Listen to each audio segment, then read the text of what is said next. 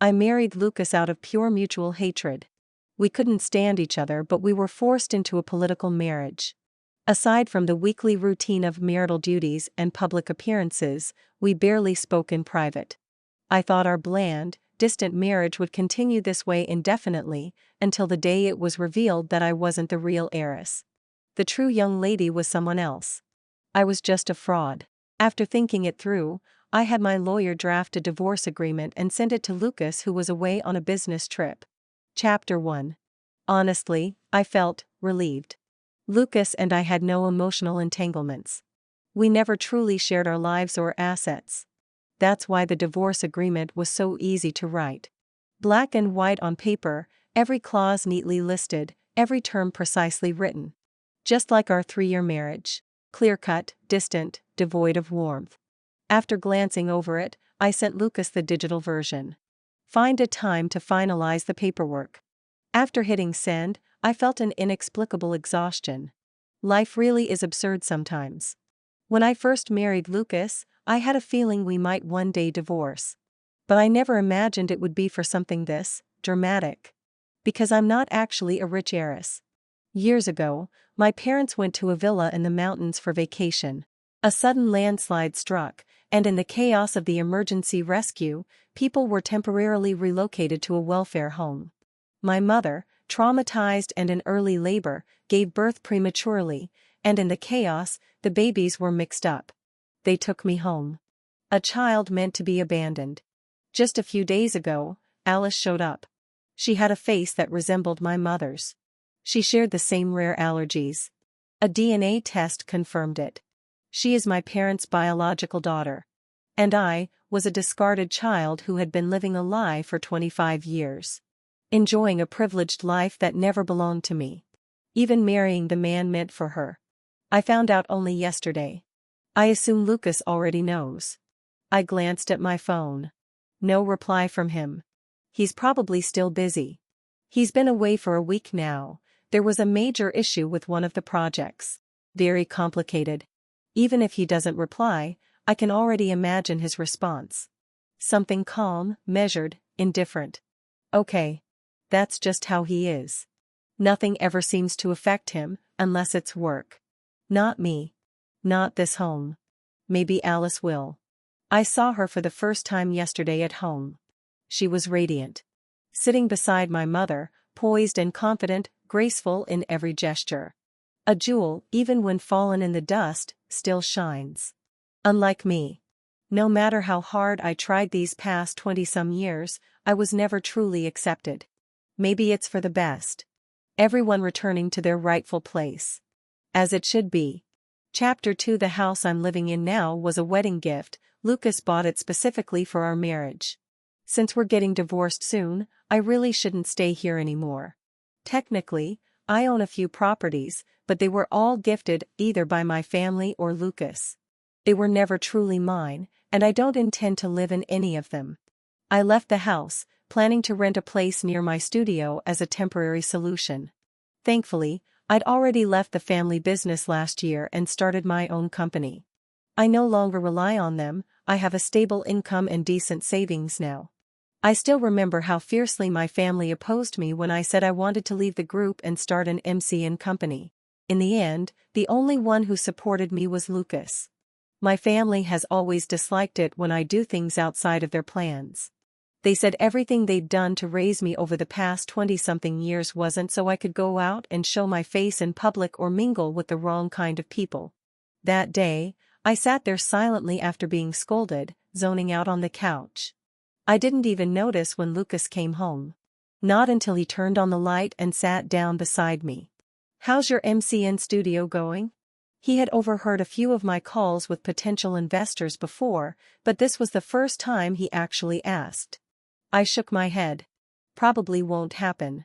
My family's disapproval had scared off a few investors who were originally interested. This was their usual tactic, to force me to back down. Lucas didn't say anything at first. He just asked, "But do you still want to do it?" All my life, people have asked me should I, could I, would I. This was the first time someone asked me if I wanted to. I was caught off guard. Lucas has never been the patient type, But that day he quietly sat there as I hesitated and fumbled until I finally gave a small nod. He stood up and tossed 2 calm sentences over his shoulder. Then do it. I'll take care of the investment.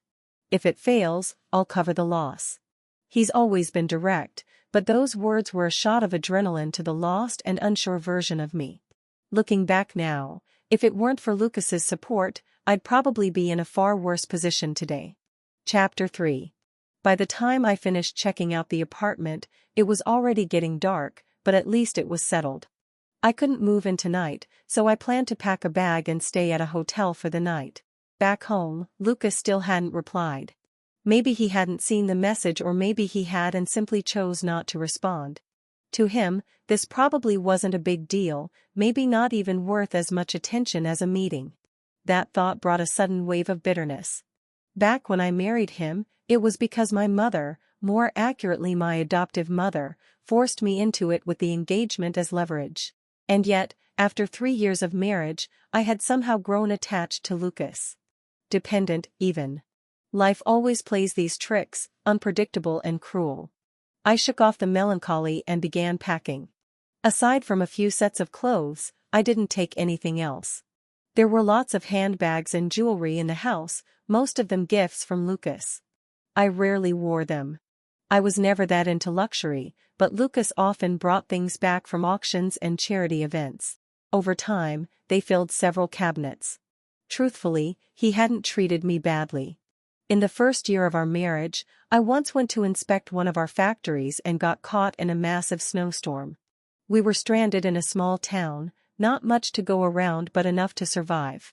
All the roads were blocked. I never knew how Lucas managed to get there. He showed up in a down jacket, snow clinging to his eyelashes, pant legs soaked and frozen. He looked absolutely disheveled, yet still carried himself with quiet dignity. He asked if I was okay. I had been trapped there for 4 days. Not a single call from my family.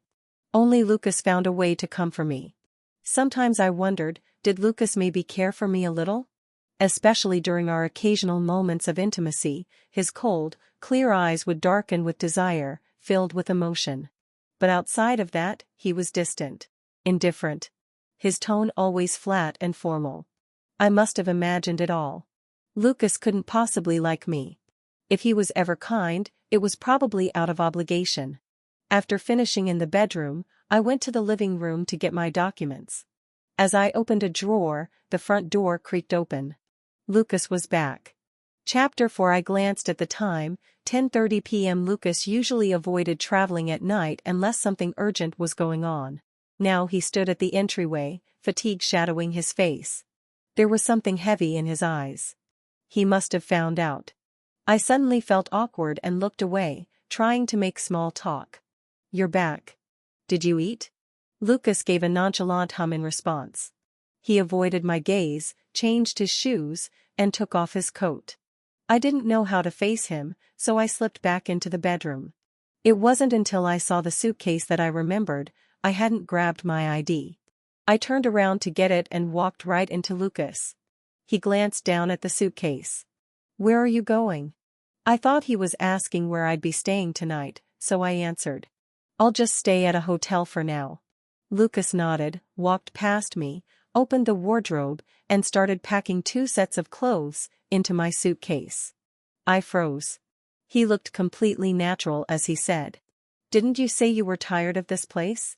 Let's stay at a hotel for a change of scenery."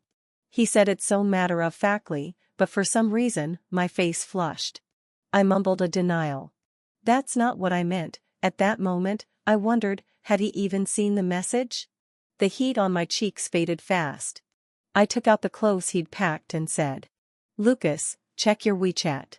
I sent you something." He seemed to dig in out of pure stubbornness, putting the clothes back in the suitcase. "What is it?" "I didn't get anything." "Didn't get it?" "But I clearly sent it." Could it have failed to deliver? I pulled out my phone to check, but before I could unlock it, he snatched it away. Then he said my name. "Elena. I don't want to read messages. I'm standing right in front of you. Whatever it is, tell me face to face." I froze. Face to face. Tell him what? That we're getting divorced. That I'm a fraud. That the woman he was supposed to marry isn't me. That now, finally, he doesn't have to stay tangled up with someone he doesn't even like. The word sat like a stone in my chest, heavy, painful. But even if I avoided it now, the truth would have to come out eventually. I hesitated, then finally gathered the courage to speak. Actually, But Lucas's phone rang. He glanced at the screen and walked out to take the call. I stood there, empty and powerless. I had caught a glimpse of the caller ID. It was my mother. Chapter 5. I knew exactly what that phone call was about. Just like the other day at home, her face calm and composed, she told me that the family's business ties with Lucas's couldn't be broken. Marriage was the most effective way to maintain that relationship. And the person in that marriage had to be the real daughter of the family. In other words, not someone like me, a fake. Otherwise, the union would be meaningless. For the first time, a flicker of guilt appeared on her elegant face. She said she shouldn't have forced me to marry Lucas knowing full well I didn't like him. That now, I no longer needed to compromise in a marriage, I was free to choose my partner. Her words sounded full of care and understanding. But between the lines, every sentence drew a line between us. Honestly, she didn't have to. I wouldn't take a single thing that wasn't mine. I wouldn't stay a second longer in a home that wasn't mine. While Lucas was still on the call, I quickly zipped up my suitcase and headed toward the door. I didn't realize Lucas was standing right there in the entryway.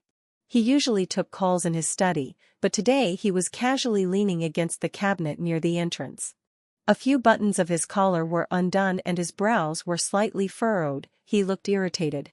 Sensing movement, he looked over and met my gaze. He stood upright, relaxed his brows, and spoke coldly into the phone. "That's all for now." Then he hung up. His eyes fell on my suitcase. He raised an eyebrow. "Have you picked a hotel yet?" I didn't respond. I tried to walk past with my suitcase, but he pulled me back. "Did you pack my clothes?" I said nothing. He let out a sarcastic laugh. "Elena, want to guess whether I'll let you walk out that door today?" Even if he hadn't read my message earlier, that phone call must have made everything clear. Then what was this?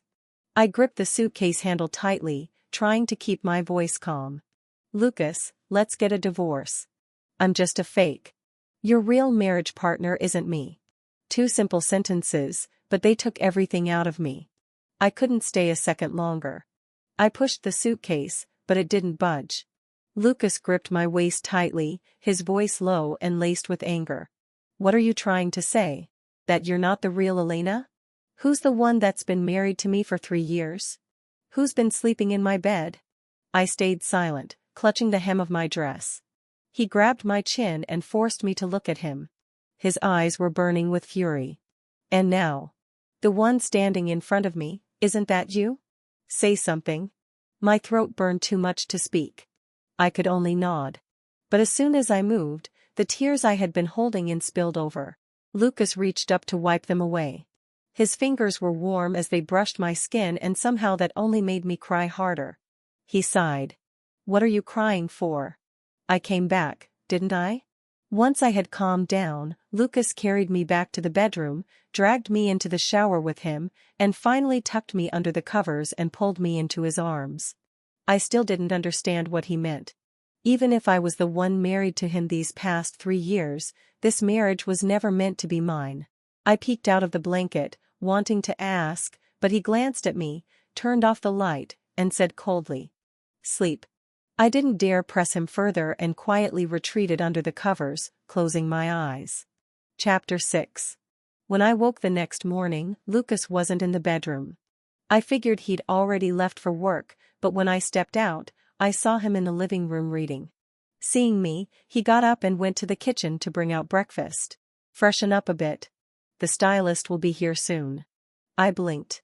"What for?" Lucas glanced at me. "Alice's welcome back banquet is tonight. You're coming with me." I lowered my head and said nothing. A banquet for the real daughter, and me, the fake, what kind of joke was that? Besides, no one had told me about it. Clearly, I wasn't welcome. I looked at Lucas and opened my mouth, but he cut me off. "No. I set my bread down and murmured, "I don't want to go." Lucas was silent for a moment. Then he took a sip of coffee. "You're my wife. If I show up alone, people will think we're really divorced. Is that what you want?" Lucas was always smooth with words, while I could never argue well. In the end, under his watchful eye, I got my hair done, changed into a new outfit, and left the house with him. Alice's welcome back banquet was lavish. Nearly every socialite in Jeong City showed up. When Lucas entered with his arm around me, all eyes turned toward us, full of curiosity and speculation. Only my former parents had a brief flicker of stiffness in their expressions. But just for a moment. They quickly recovered and came over enthusiastically. My mother grabbed my hand and smiled affectionately. "You silly girl, why haven't you come home lately?" I calmly pulled my hand back without reacting. During the banquet, Lucas led me around for a lap, then was called away by someone. Before leaving, he reminded me to wait for him to go home together. I've never liked these social occasions, so I wandered into the garden alone. Just as I sat down, my mother appeared, holding a blanket in her hands. She draped it over my shoulders and sat beside me with a smile. "It's windy outside. Don't catch a cold." I knew she wouldn't waste her time on small talk. I waited in silence for the real conversation to begin. She sighed and slowly said, "Elena, Alice coming back won't affect you much. Our family doesn't mind raising another daughter. You can still access our resources and connections. But the marriage contract is an exception. That engagement was arranged between our family and the Lucases. It was meant to secure future business collaboration. It's very important to us. You've been married for 3 years.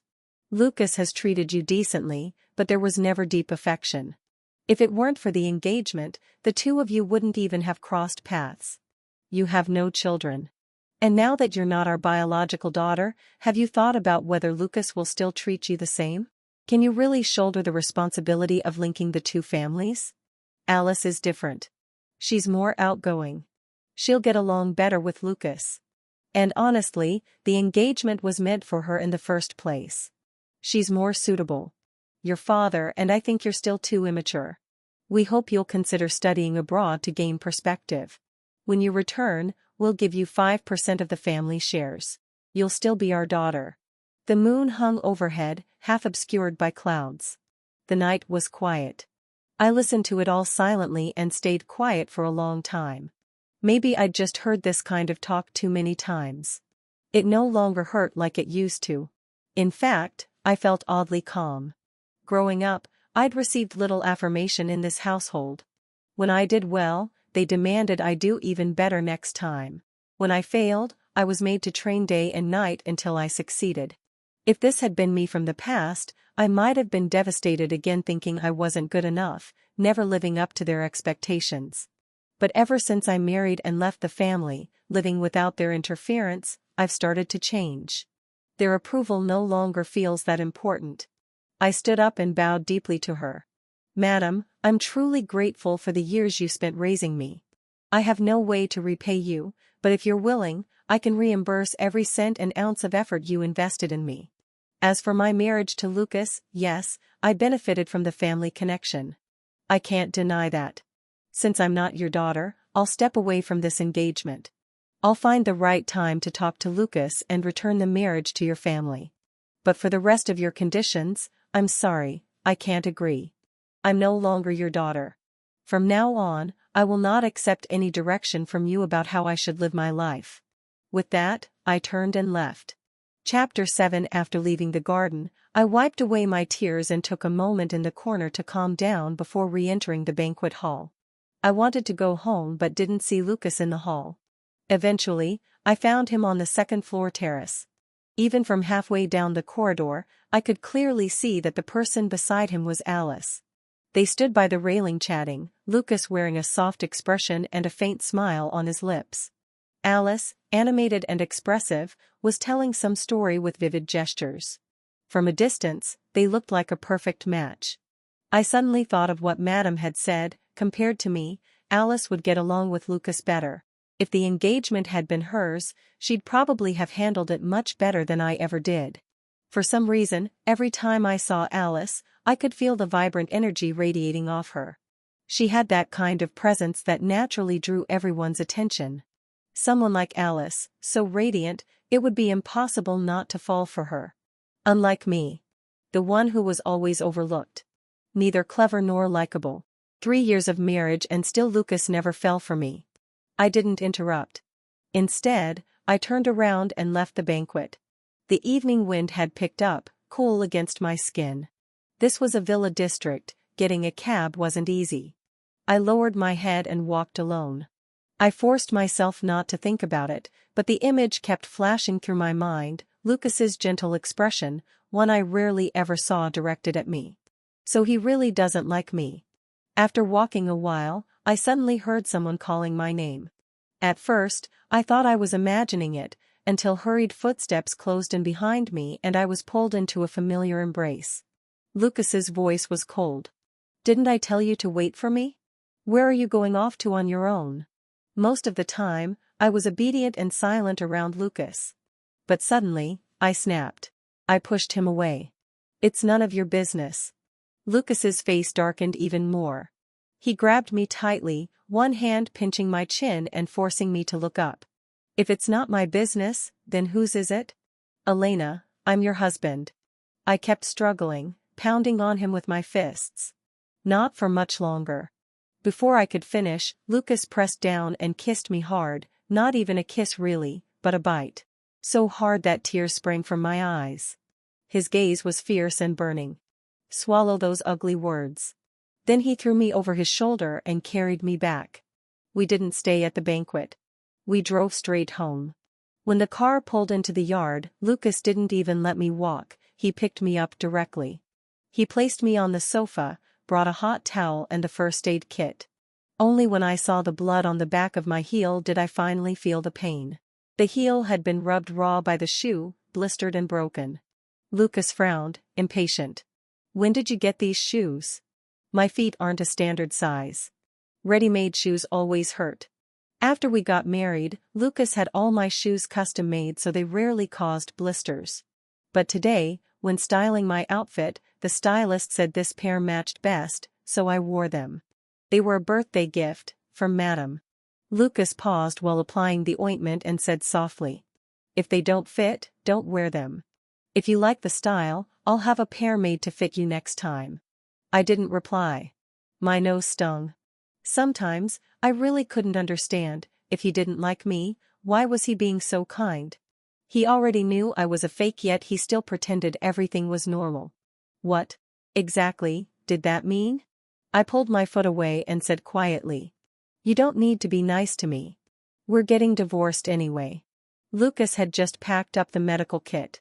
At my words, he slammed it on the coffee table, bang. "Elena, is that all you can ever say to me?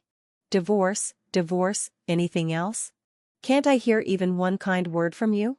So what if you're not their biological daughter? Since all this started, have you ever asked how I feel? Do you hate me that much that you keep pushing me away? Do you even have a heart?" He said all this in one breath, then slammed the door and left, leaving me sitting there completely stunned. Chapter 8. After Lucas left, the room fell silent again. I hugged my knees, burying my face in them, completely drained. I messed up again. Sometimes I really feel like I'm just a terrible person, that's why everything always ends up in a mess.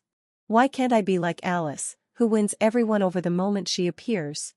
I've worked so hard all my life. So why am I never good enough? Why is it so hard for someone to like me? I don't know how long I sat there like that, but eventually I heard the door unlocking. Lucas had come back, holding a bowl of small wontons in his hand. I stared at him blankly, my voice hoarse beyond recognition. "You left, didn't you?" Lucas walked toward me, sounding a bit annoyed. "I just went to get you some late-night food. If you don't eat again, you'll end up with a stomachache." He unwrapped the food and placed the bowl in front of me. "Come on, eat." I didn't add scallions. I pursed my lips, slowly slid over to the couch, and picked up the spoon to start eating. The room was quiet. Neither of us spoke. After a while, Lucas let out a light sigh. "Elena, do you really want to divorce me?" I kept my head down. Does it matter what I want? This marriage wasn't meant to be mine in the first place. I'm just an imposter who took someone else's place. Lucas paused for a moment, then spoke more seriously. Of course it matters. Do you really think I'm the type of person who'd be bound by a marriage contract? I chose you because of you, not your family. Even if we divorced, I wouldn't marry Alice. That so-called engagement is meaningless if I don't agree to it. Do you understand? In that moment, my mind went completely blank. I gripped the spoon, unsure how to react. Lucas leaned slightly forward on the couch, looking at me with a mixture of apprehension and tenderness in his eyes. The way he looked at me, it was as if I were something precious. And then suddenly, my tears wouldn't stop. I shook my head furiously. I don't want to. But she's forcing me to. She said I stole her engagement. I don't want to owe her anything. Lucas exhaled in relief and pulled me into his arms. You don't owe anyone anything. I'll take care of it. As for the divorce, pretend I never heard that. Don't bring it up again. Chapter 9. I woke up the next morning in Lucas's arms. Even after we got married, it was rare for us to sleep while holding each other. Most of the time, we kept to our own sides of the bed. So I still wasn't used to it. I tried to quietly move away, but as soon as I shifted, Lucas pulled me back. His voice was low and raspy. Awake? He looked at me and chuckled. Your eyes are so swollen, they look like eggs.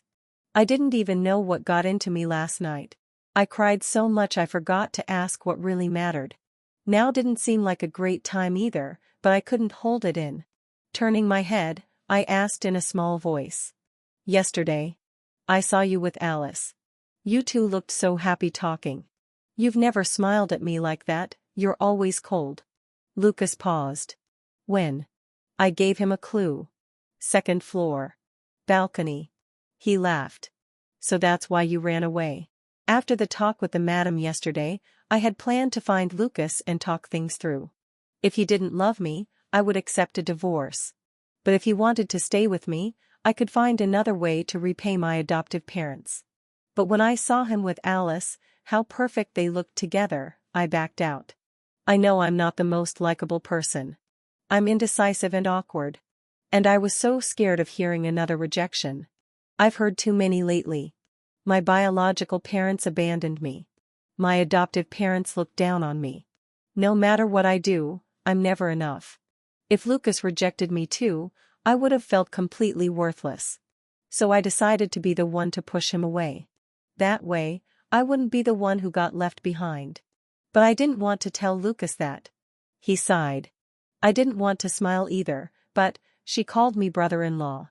What? Yesterday, after arguing with your family, I was planning to take you home. On the way, I bumped into Alice on the second-floor balcony. She saw me and called me brother-in-law. Then she asked what kind of requirements your company had. She wants to be a comedy influencer. I thought it was weird you suddenly left. I figured maybe your family upset you. Didn't expect it was because someone was jealous. His teasing tone made my face burn. I buried myself under the blanket. Even if I had been dense before, now I understood Lucas had feelings for me too. I peeked out again. Lucas, why were you always so cold to me before? I thought you didn't like me. Lucas was silent for a while, then rested his chin on top of my head. I thought you didn't want me to. Before we got married, I heard you were refusing the engagement. And after we married, you'd avoid eye contact every time we met. I was afraid you'd hate me even more. Back when the marriage was arranged, I did resist for a while. But it wasn't because I didn't want to marry Lucas, it was because the madam demanded I have a child in the first year. I always knew I wouldn't get the chance to fall in love freely. So really, whoever I married didn't make much of a difference. And Lucas, he had good looks and character. I wasn't against marrying him. I reached out and hugged him. Then, don't be so cold to me anymore, okay? Tell me you like me more often. If you don't say it, I'll think you don't. Okay. After that, talk of divorce completely stopped. My adoptive parents didn't bring it up again. And the chaos caused by the truth about our identities seemed to blow over. Though recently, I heard Alice had quite the meltdown at home. Chapter 10. After the welcome back banquet, I never returned home or contacted my family again. Later, I heard through the grapevine that Alice ran away from home and the madam was so furious she ended up in the hospital. I didn't pay much attention. One day, I was in a meeting at the company when I suddenly got a call from Alice. "Hey sis, are you free to come bail me out at the police station?" From the sound of her voice, I thought something serious had happened, so I rushed there, only to find her squatting with a group of punks with dyed hair. The police explained what had happened. Alice had gone to buy a street-side pancake and just then, some guys tried to extort an old lady vendor for protection money. Alice grabbed a chair and got into a fight with them. 1 against 3. She got pretty banged up, but those punks didn't get off easy either. After I got her out, we stopped by a pharmacy and I treated her wounds in the backseat of my car. "Next time, call the police. Don't get into fights, it's too dangerous." Alice just shrugged, unconcerned. "I'm not saying I'm a badass or anything, but those 3 skinny mutts? Please. I've fought worse." I paused mid-motion, about to say something when she suddenly clamped a hand over my mouth. "Stop right there. Don't apologize. It's not your fault we were switched at birth. Blame those nut jobs who can't even recognize their own kid. I'm already kinda regretting coming home. Too many damn rules. Can't do this, can't do that. I even got scolded for eating street food. And now they're trying to emotionally manipulate me.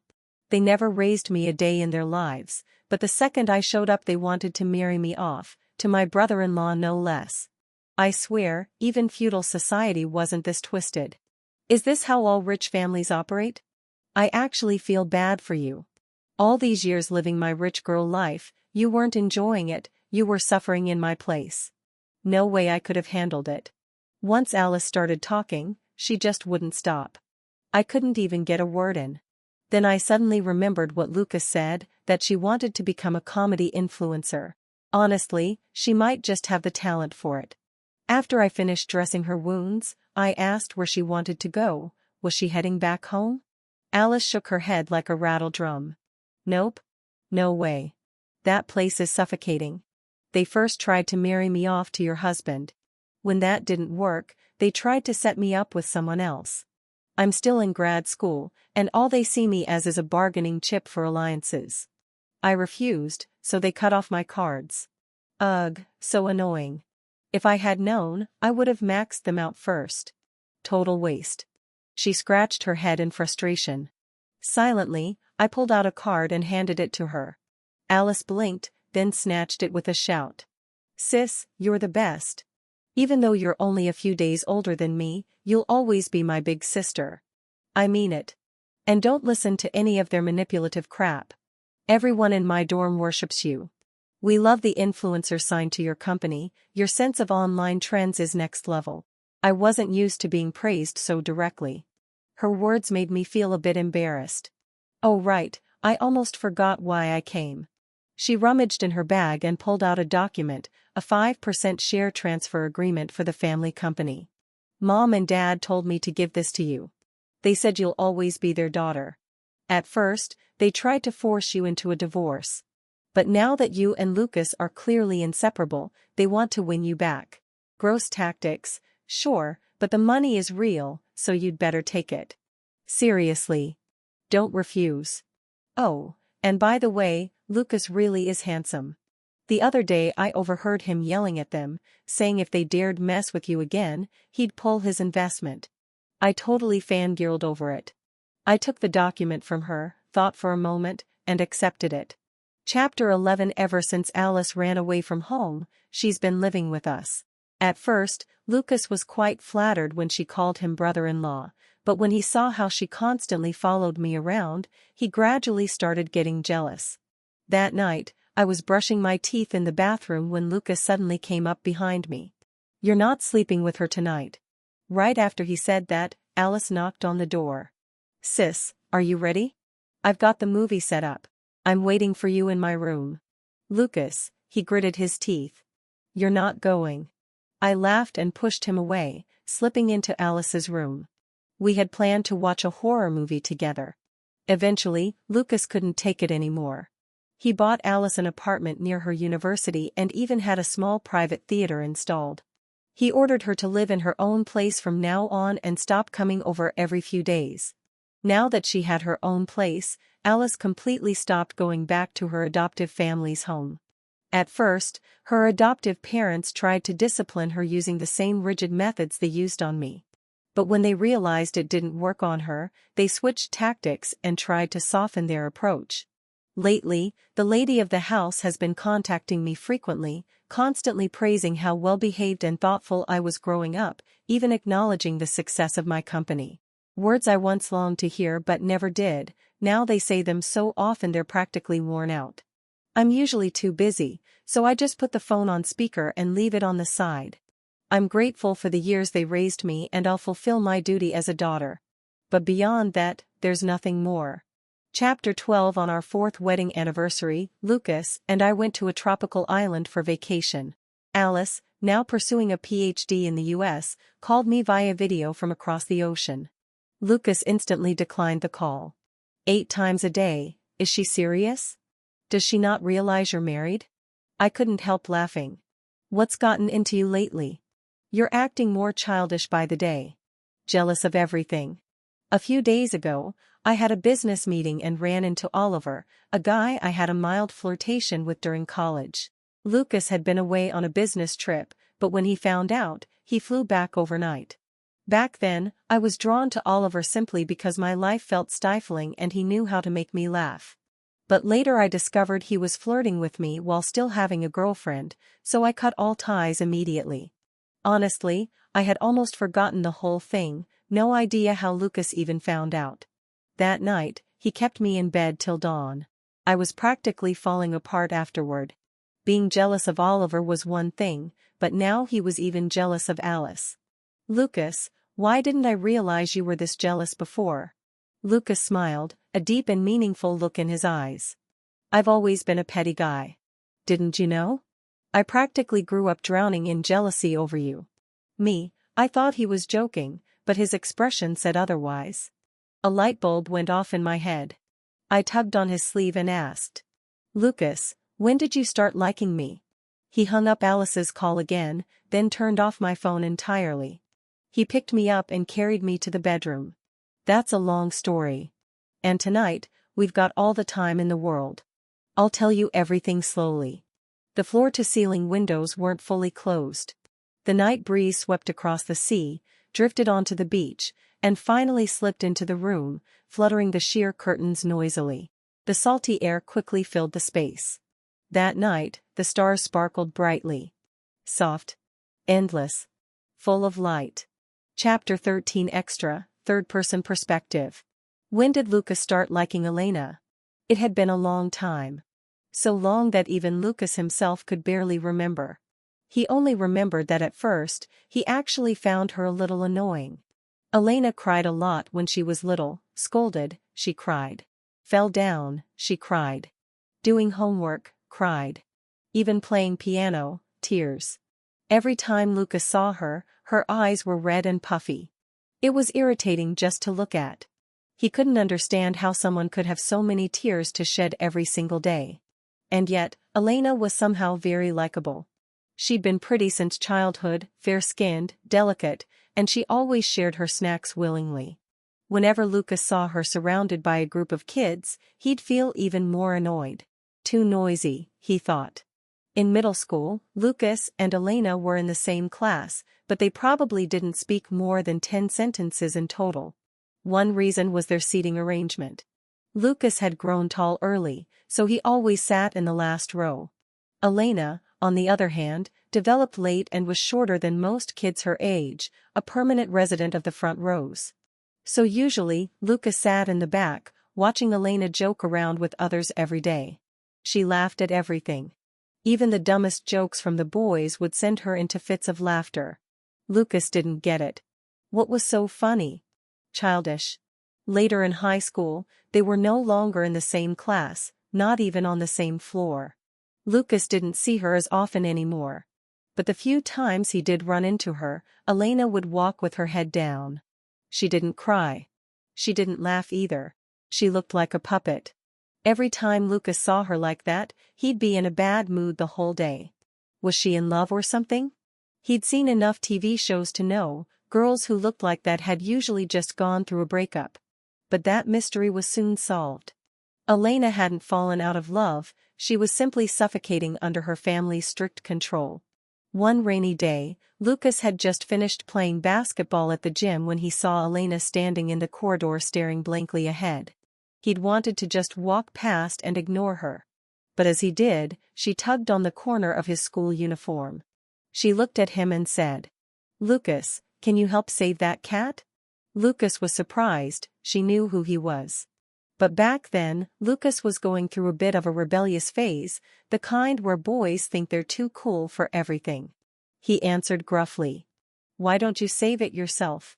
Elena shrank back a little and mumbled, "If I get my uniform dirty, I'll be punished." At the time, Lucas thought she was just making excuses. Still, he found some cardboard and made a little shelter for the kitten.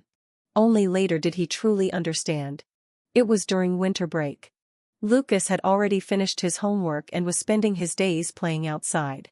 One night, coming home late, he happened to pass by Elena's house and saw her bedroom light still on.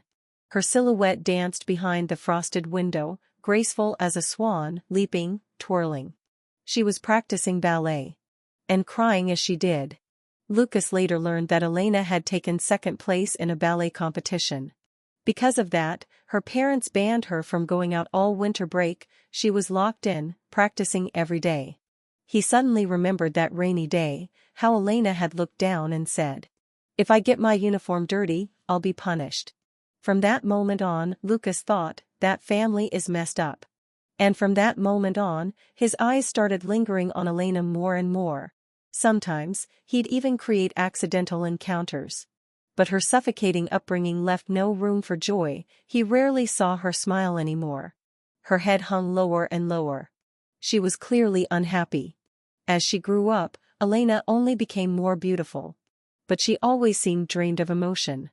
Even so, she never lacked admirers. Some were persistent, constantly slipping her love letters. Whenever Lucas saw this, he'd secretly throw the letters away. If her family ever saw those love notes, there would be chaos. Elena never knew any of this. Lucas did follow Elena around for 2 years with love letters, even warning off overly aggressive suitors. He'd leave warm milk in her desk drawer during her period. He didn't really understand why he did it, he always acted before he could figure it out. After high school, Lucas and Elena attended different universities, but they were still in the same city. It wasn't a big city, but their paths rarely crossed. Lucas only found out she might be in a relationship through a mutual friend. That same day, he went to her campus, and by sheer bad luck, ran into her ambiguous boyfriend on a date with another woman. Lucas beat the guy up, forced him to confess, and then Elena broke things off. He heard she was heartbroken for a long time. Even cried a few times. Lucas was annoyed. She liked that scumbag? What awful taste. After graduation, Lucas's family started arranging marriage candidates for him. He hated the idea, he had always despised being told what to do. Then one day, at a banquet, he saw the woman being offered to him was Elena. Well, that wasn't so bad. After all, she wasn't happy at home either. He hadn't expected her reaction to be so intense though, she made a huge scene, refusing the marriage. Lucas thought maybe she hated him. Or maybe she still hadn't gotten over that jerk. But either way, the marriage was going to happen. He saw it clearly, if it wasn't him, it would just be someone else. Her family was never going to let her fall in love freely. So if that's how it had to be, it might as well be him. At least he wouldn't control her with rules. He wouldn't make her suffer. After the wedding, Lucas was always flying out for work. He barely stayed home. Even in bed, he kept things restrained. He thought that as long as Elena was comfortable, maybe their marriage could last longer. Lucas had thought about confessing. But Elena was timid, raised under strict rules for so long. If she found out he had a crush on her, she'd definitely panic. Knowing her, she probably wouldn't even know how to face him anymore. So Lucas thought. Forget it. It wasn't that important. As long as she could be comfortable and happy. That was enough. This peaceful marriage lasted for 3 years and slowly, Elena began to change. She started to break away from her family, found a job she liked and was good at, and no longer walked around with her head down. When her adoptive parents made requests, she stopped saying yes to everything. Even their relationship started to warm up. When Lucas returned from trips, Elena would sometimes pick him up. A pair of couple's slippers appeared in their home for the first time. Sometimes, when they were close, Elena would hook her arms around his neck and ask if he could stay home more. Lucas felt secretly thrilled. He thought, finally, the clouds were clearing. But then, in the middle of a business trip, he got a divorce agreement from Elena. It was so sudden, Lucas was stunned. Later he found out, her family had gotten into serious trouble again. He knew they were pressuring her again.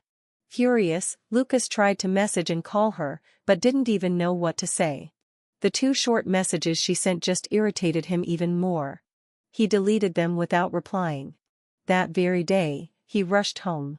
Good thing he made it back in time. Otherwise, he'd have lost his wife.